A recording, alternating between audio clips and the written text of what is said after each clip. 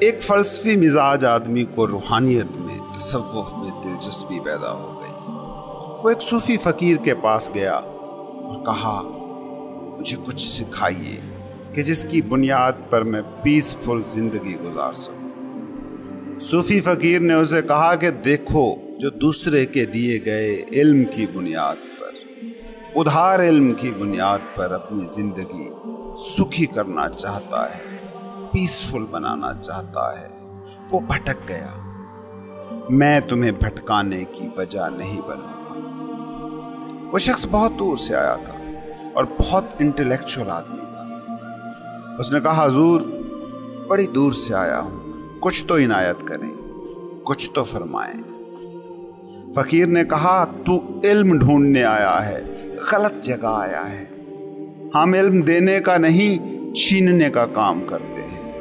فقیر کا یہی کام ہوتا ہے، جو تم جانتے ہو اس سارے کو چھین لے تو فقیر ہے، ورنہ فقیر کے بھیس میں فلسفی کو تم مل کر آئے ہو۔ جو تمہارا علم ہے، جو تم جانتے ہو، وہی تو تم ہو۔ تم کون ہو؟ اپنے والدین سے تم نے اپنا نام جانا، اپنے گھر سے تم نے اپنا مذہب جانا، اپنے محلے سے تم نے اپنی ذات برادری جانی، اپنے ماحول سے تم نے اپنی قومیت، اپنی زبان جانی۔ تم انہی جانی گئی چند چیزوں ہی کا تو نام ہو۔ کیا کہتے ہو دوسرے کو جب تم اپنا تعارف کراتے ہو؟ یہی تو کہتے ہو کہ میرا نام فلاں ہے، میرا مذہب یہ ہے، ملک یہ ہے، فرقہ یہ ہے، زبان یہ ہے۔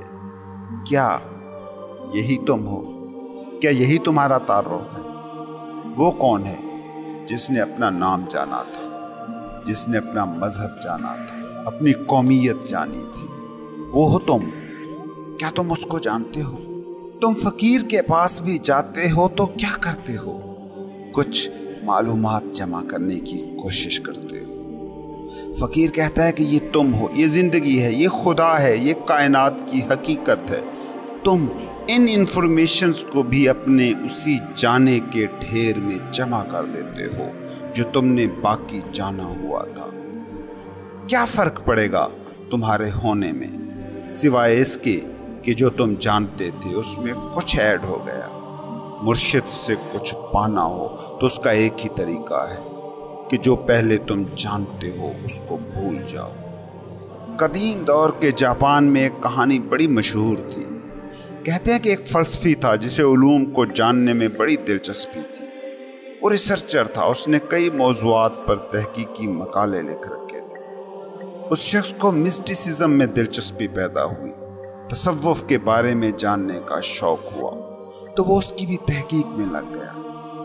اسے کسی نے بتایا کہ فلاں پہاڑ کی چوٹی پر ایک زین فقیر رہتا ہے، تم نے اگر تصوف، روحانیت کے بارے میں جاننا ہے تو جا کر اس سے ملو۔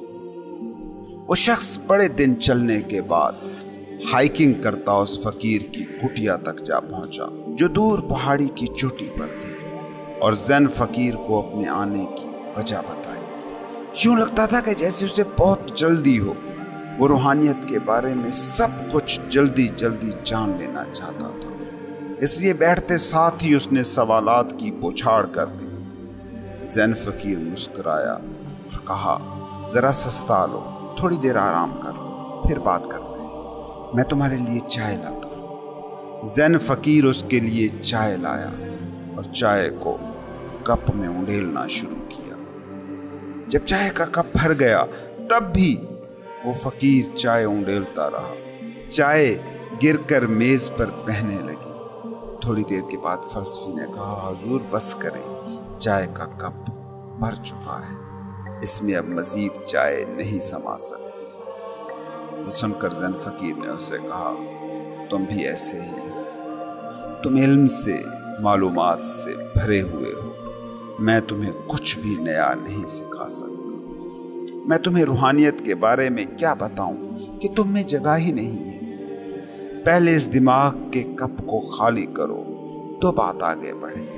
یہی اس فقیر نے بھی کہا کہ تم میرے پاس علم حاصل کرنے آئے ہو، اور میرا کام اس سے الٹ ہے کہ جو تمہیں حاصل ہے اسے بھی میں مٹا دوں۔ इस बात को समझो कि गुरु आपको हासिल इल्म को छीनने का काम करता है। वो सब जिससे तुम आइडेंटिफाइड हो, नथी हो, जिससे एक हो, वो क्या है? बस तुम्हारा इल्म। तुम्हारे बैंक में 1 करोड़ रुपया है, तुम्हारा एक मकान है, तुम्हारी एक नौकरी है, तुम्हारा एक पेशा है, तुम्हारा एक फिरका है, एक कौम है, एक बिरादरी है। कभी सोचा ये सब क्या है? एक तसव्वुर, तुम्हारे इल्म में मौजूद एक आइडिया। और जब तुमसे पूछा जाता है कि तुम कौन हो, तो तुम अपना यही इल्म दोहरा देते हो। 1-2 साल के बच्चे से पूछें जरा तुम कौन हो, क्या होगा उसका जवाब? यही कि मैं हूं। ये आई एमनेस तुम में नहीं है। तुम नहीं हो। तुम बस वो इल्म हो जो तुमने कहीं से उधार लिया है।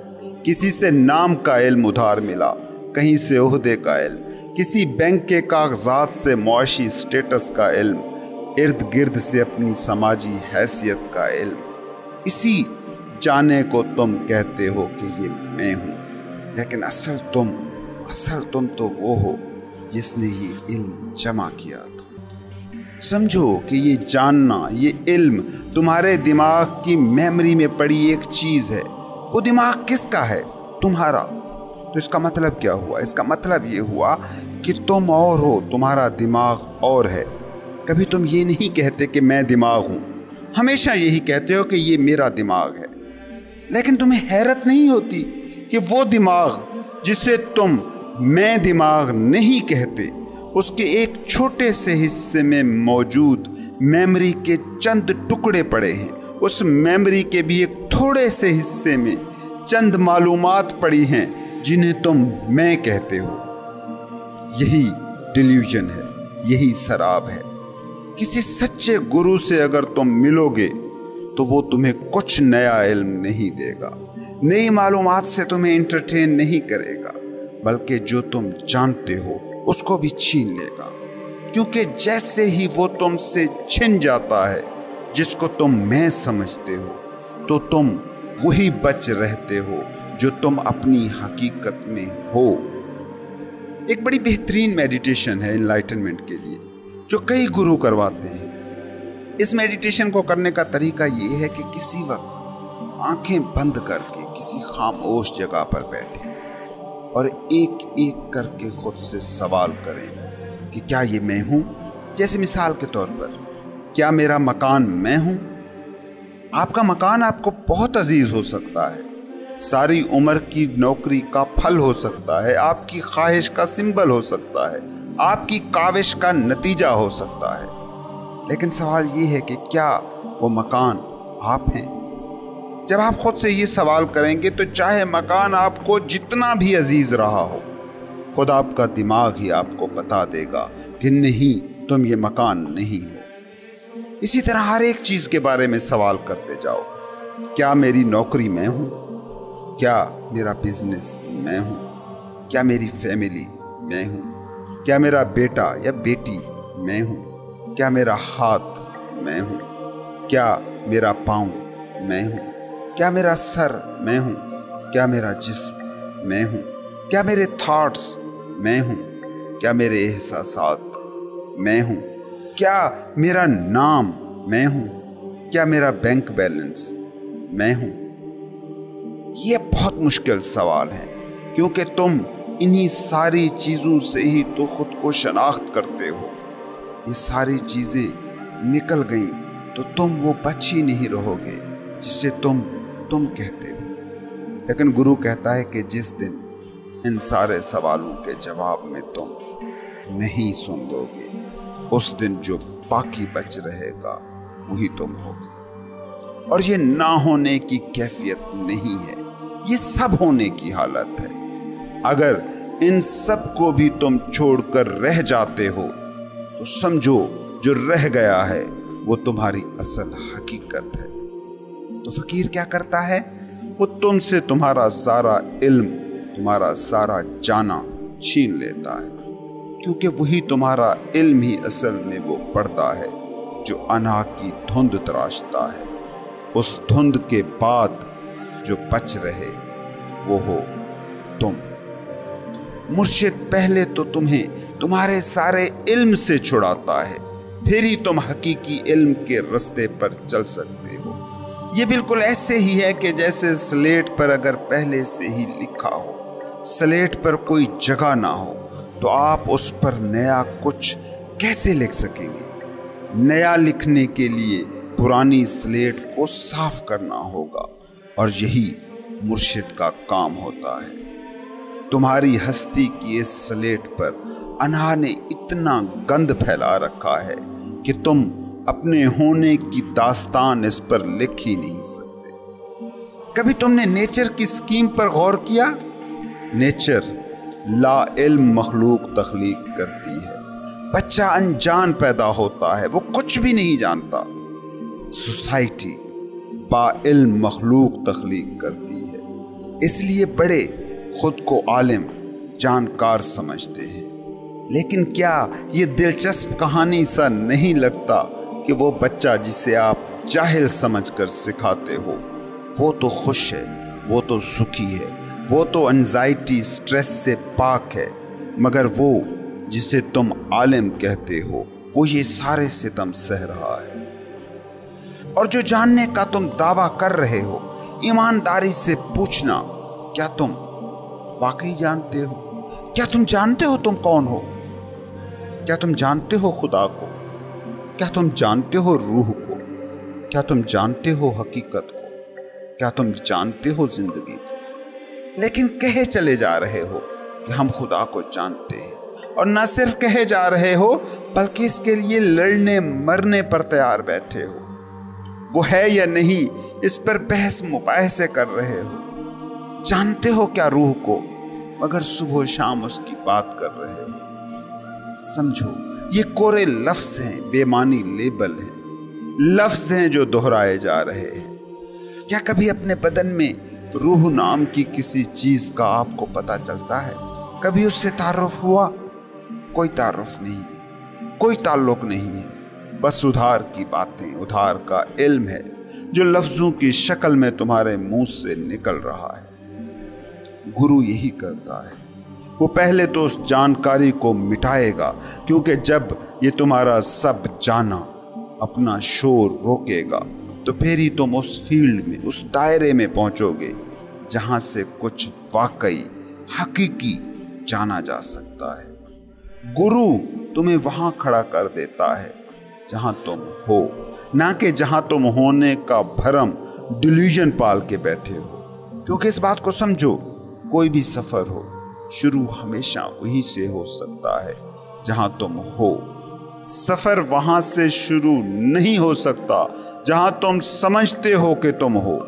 اور تمہاری دنیا کا المیہ یہی ہے کہ ہر انسان خود کو وہاں کھڑا سمجھ رہا ہے جہاں وہ ہے ہی نہیں۔ سمجھو، اگر میں اس گھر میں بیٹھا ہوں تو سفر اس گھر سے ہی شروع ہو سکتا ہے، لیکن اگر میں سوچتا ہوں کہ میں چاند پر بیٹھا ہوں تو اس چاند سے میرا سفر کبھی شروع نہیں ہو سکتا۔ تم جہاں ہو وہیں سے سفر کا پہلا قدم اٹھایا جا سکتا ہے، لیکن تم سمجھتے ہو کہ جہاں تم ہو وہاں سے سفر شروع نہیں ہو سکتا، اور سفر تو شروع ہوگا تب کہ جب تم فلاں جگہ پر ہوگے۔ تو جانو تم کبھی سفر شروع کر ہی نہیں سکو گے۔ گرو کیا کرتا ہے؟ وہ تمہارے جانے کو مٹا ڈالتا ہے، وہ حالت تمہیں دے دیتا ہے کہ جب تم کہہ سکو کہ میں نہیں جانتا۔ یہ بڑا واقعہ ہے، بڑا حادثہ ہے، اس حالت میں آنا، یہ اعلان کرنا کہ جان کر بھی میں یہی جان پایا ہوں کہ میں نہیں جانتا۔ سقراط سا جاننے والا یونان میں کہیں نہیں تھا، اور جب اس سے پوچھا جاتا کہ کیا جانتے ہو تو وہ کہتا کہ یہی کہ کچھ نہیں جان پایا، میں نہیں جانتا ہوں۔ یہی ایک جاننے والی بات ہے کہ میں نہیں جانتا ہوں۔ اگر کوئی شخص اس حقیقت کو پالے کہ وہ کچھ نہیں جانتا تو وہ اس منزل کی طرف جانے والے راستے کے پہلے قدم پر کھڑا ہو گیا کہ جس منزل کو جاننا کہتے ہیں، علم کہتے ہیں۔ اور میں آپ کو مزے کی بات بتاؤں کہ تم لوگوں کو حقیقی گرو सच्चा मुर्शिद कभी टकरा भी जाए तो वो तुम्हें मुतासर नहीं कर सकेगा। क्यों? क्योंकि इस बात को समझो कि तुम तो मुर्शिद के पास भी कुछ लेने जाते हो, जबकि असली मुर्शिद तो है ही वो कि जो तुम्हारे पास पहले से हो उसको भी छीन ले। तुम मुर्शिद के पास जाते हो तावीज़ लेने, दुआ लेने, कोई विर्द, कोई वजीफा, कोई मंत्र, कुछ और, कुछ ऐसा जो तुम पहले न जानते हो। तुम्हारी इसी नेचर की वजह से ही तो जेली मुर्शिदों का धंधा जोरों पर है। वो जानते हैं कि तुम उनके पास कुछ लेने आए हो, वो तुम्हारी इस नफ्सियाती हालत से आगाह हैं। वो कुछ दे दे तो तुम्हें मुतासिर कर देता है। मैं कहता हूं कि हकीकी गुरु तुम्हें मिल जाए तो वापसी पर तुम कह रहे होगे कि इसके पास कुछ भी नहीं है।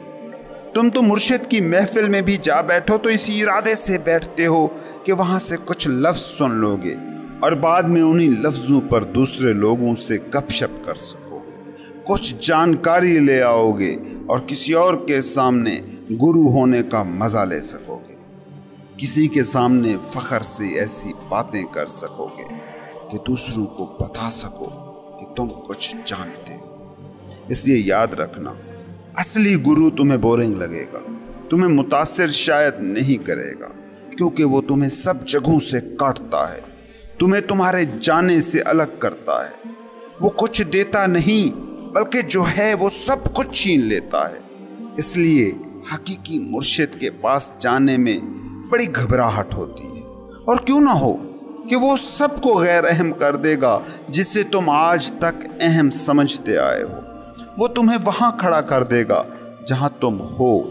और याद रखिए, बहुत मुश्किल है ऐसे मकाम पर खड़ा होना जहां आप हकीकत में हैं, और बहुत आसान है ख्यालों ही ख्यालों में वहां खड़ा होना जहां आप नहीं हैं मगर जहां आप होना चाहते हैं। ये जो तुम प्रेजेंट मूवमेंट में, लम्हे मौजूद में नहीं रह पाते, इसकी वजह इतनी ही है कि आप वहां होना ही नहीं चाहते कि जहां आप हकीकत में हैं।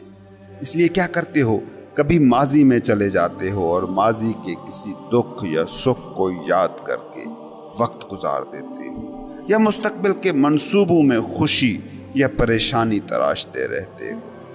बस वही नहीं रहना चाहते, और अना वहीं आपको रहने ही ना देगी, क्योंकि इसी लम्हे में होने का मतलब है अना की मौत।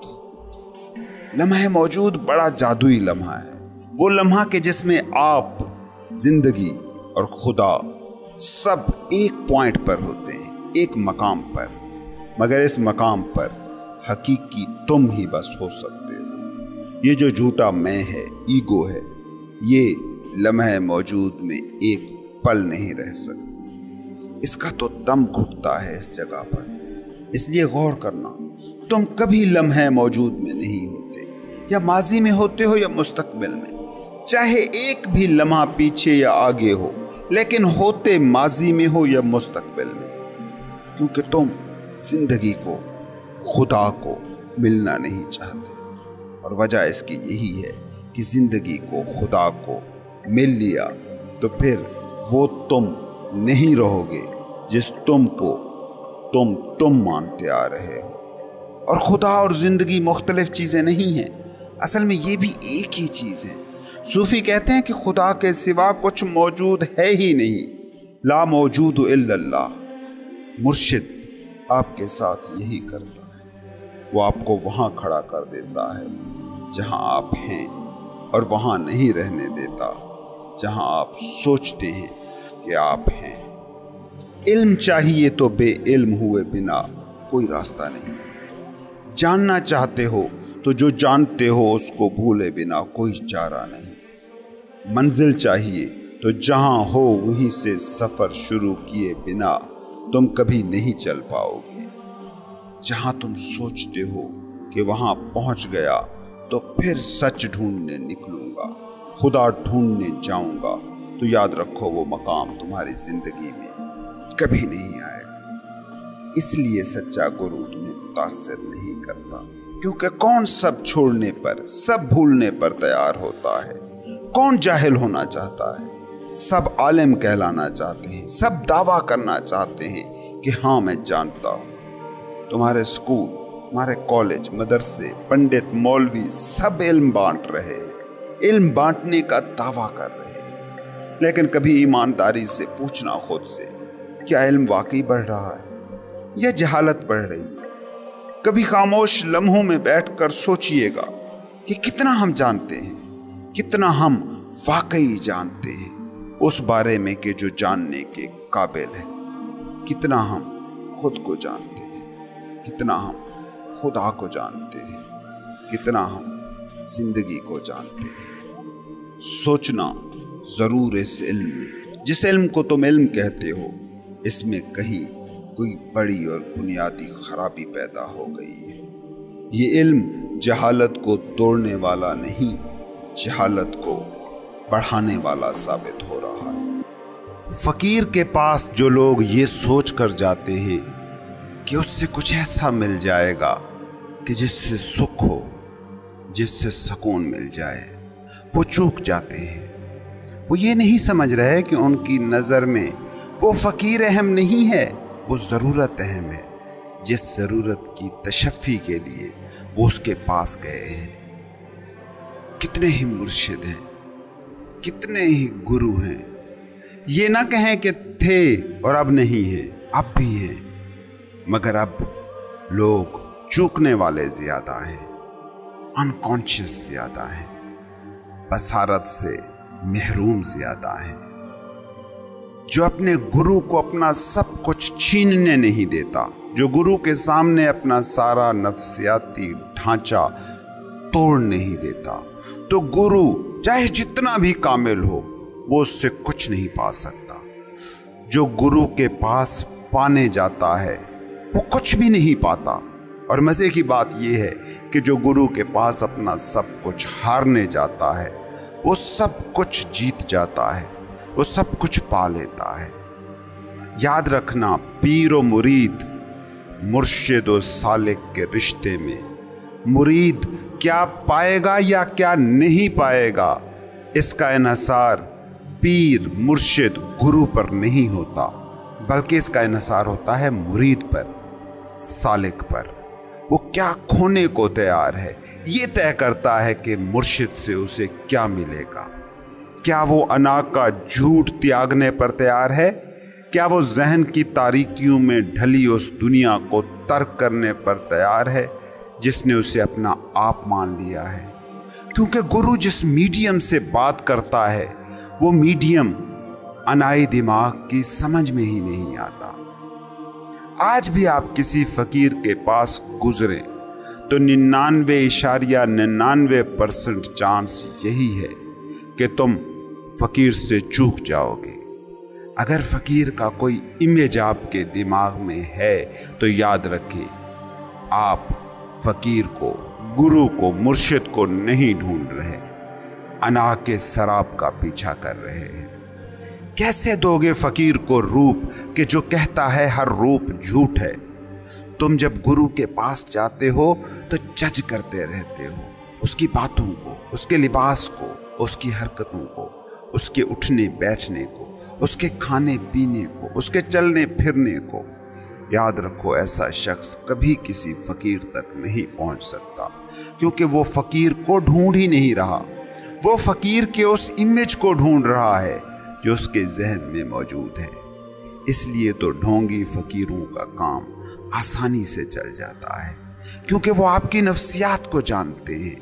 उन्हें पता है कि तुम फकीर के नाम पर, गुरु के नाम पर किस तस्वीर को ढूंढ रहे हो। वो तस्वीर खुद मन के सामने आ जाता है। इस बात को समझो कि तुम्हारे जहन में जो तस्वीर है, जो जैसी भी है, जितनी भी परफेक्ट है, मगर वो मुर्दा है, क्योंकि वो दिमाग के मुर्दा खाने में तख्लीक हुई है। तुम्हारी सोचों ने ढाली है, तुम्हारे दिमाग की प्रोग्रामिंग ने तख्लीक की है। तुमने किसी से सुना फकीर ऐसा होता है, तुमने कहीं पढ़ा कि फलां फकीर ऐसे रहता था, तुमने अपने बड़ों से, अपने खतीबों से सुना कि वली ऐसा होता है, तो तुमने उन सारी मालूमात से एक जहनी तस्वीर बना ली। कभी कोई तस्वीर जिंदा नहीं होती, उसमें सांस नहीं होती, उसमें जिंदगी नहीं होती। जिंदा फकीर तुम्हारी किसी भी बनाई गई तस्वीर के मुताबिक नहीं हो सकता, क्योंकि जिंदगी की नेचर तो तगय्युर है, जिंदगी की फितरत तो तब्दीली है।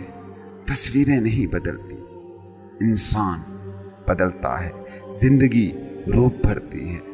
तुम्हारा फकीर का तसव्वुर स्टिल है फकीर, मगर सीमाब सिफत होता है।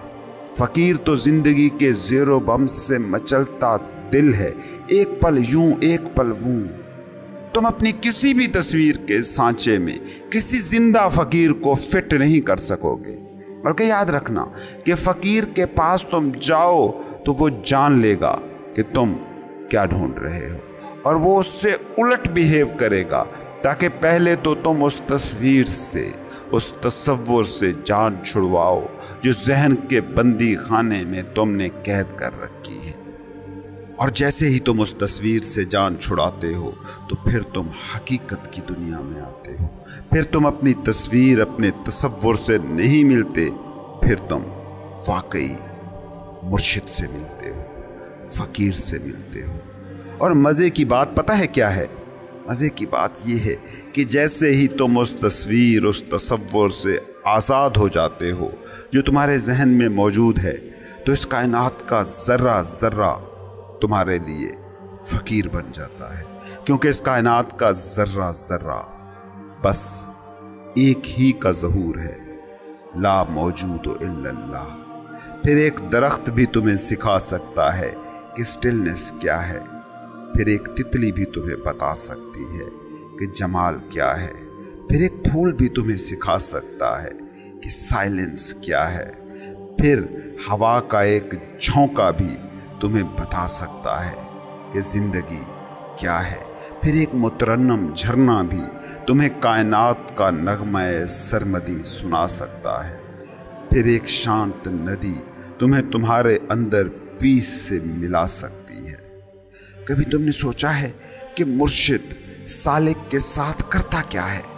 बस एक काम, उसका ज़हन जो तस्वीरें बनाकर लोगों को, चीज़ों को, वाक़यात को एक खाने में फिट कर रहा है और उसी ज़ाविये से सब कुछ देख रहा है, उस दिमाग को खामोश कर देता है। जब तक ये तसव्वुर और तस्वीरें तराशता दिमाग ही तुम हो, तब तक फ़कीर, गुरु, मुर्शिद नहीं हो सकता, क्योंकि जब तक तस्वीरें, तसव्वुर बनाता दिमाग मौजूद है, तुम मौजूद ही नहीं हो, मुरीद मौजूद ही नहीं है। और गुरु को तख्लीक करता है मुरीद, मुर्शिद का खालिक है सालिक। सोचो, कोई सालिक ही ना हो तो मुर्शिद किसे कहिएगा? एक सूफी फकीर थे बहाउद्दीन, उनके पास एक ताजिर आया करता था, एक दुकानदार, और आकर बड़ी अकीदत का इजहार करता था। कभी कहता आप इस ज़मीन पर सूरज हो, बहाउद्दीन हंस देते। कभी कहता आप चांद की रोशनी हो, कभी कहता आप दुखी इंसानों के लिए सुख की वजह हो, बीमारों के मसीहा हो। और जब भी वो ऐसी बातें करता, बहाउद्दीन हंसते रहते।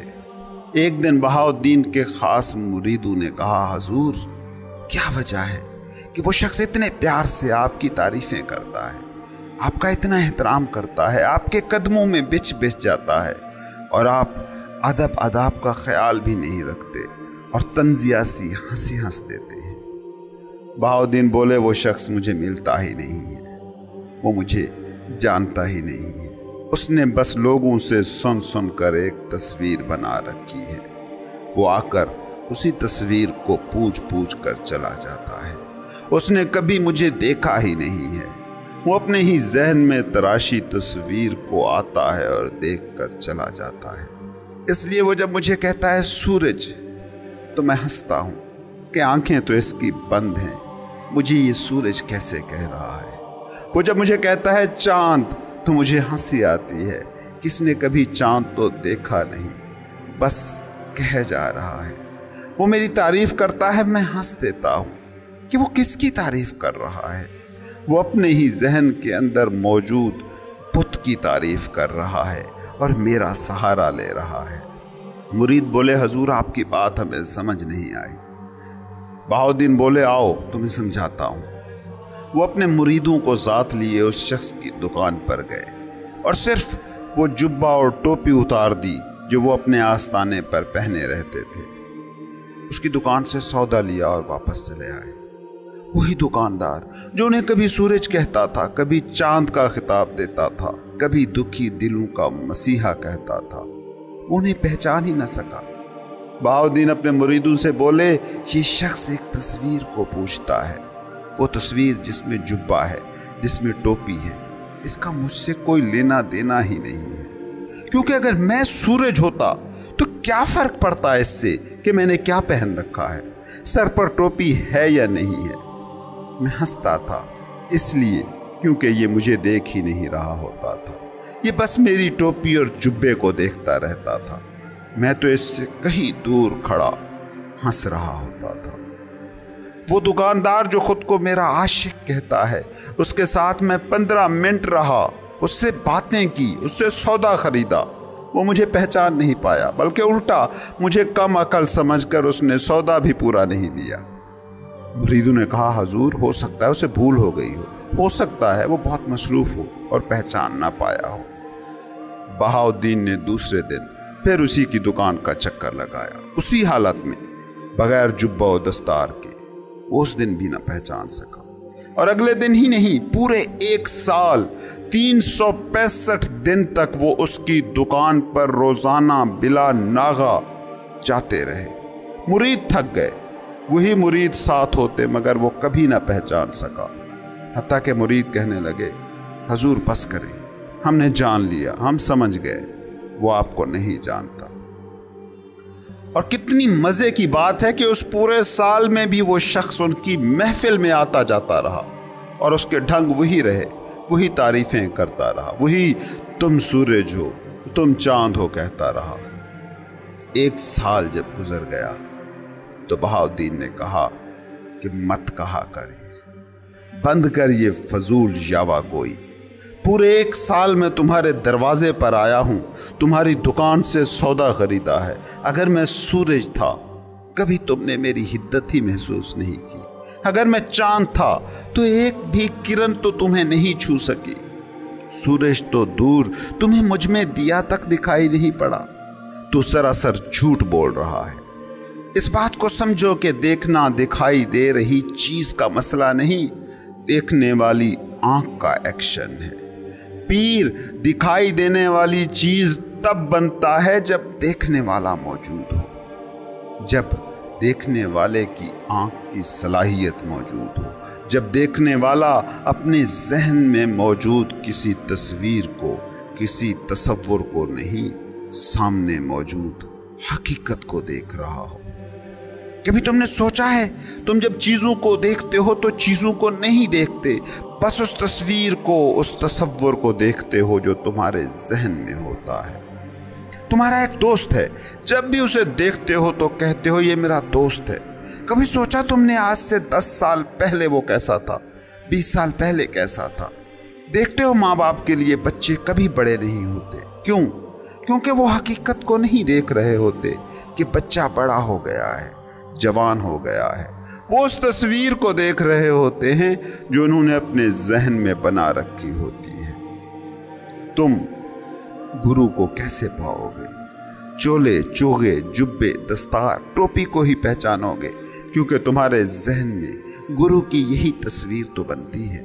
تم اس تصور کے، اس تصویر کے پجاری ہو، اس لیے ہمیشہ فقیر کو پانے سے تم چوکتے ہو، ہمیشہ جبہ و دستار کو پہچان پاتے ہو، ہمیشہ کچھ حرکتیں کرتے، کچھ ریاستیں کرتے، کچھ خاص رنگ ڈھنگ کو دیکھتے ہو۔ تم فقیر کو دیکھتے نہیں ہو۔ تمہارے سامنے کوئی بیدار روح ہو مگر وہ سوٹڈ بوٹڈ ہو تو تمہاری آنکھ اس سے پہچان ہی نہیں پائے گی، کیونکہ تم نے تو جھیل کی سطح کو ہی دیکھنا جانا ہے، جھیل کی گہرائیوں کو تم نے کبھی دیکھا ہی نہیں ہے۔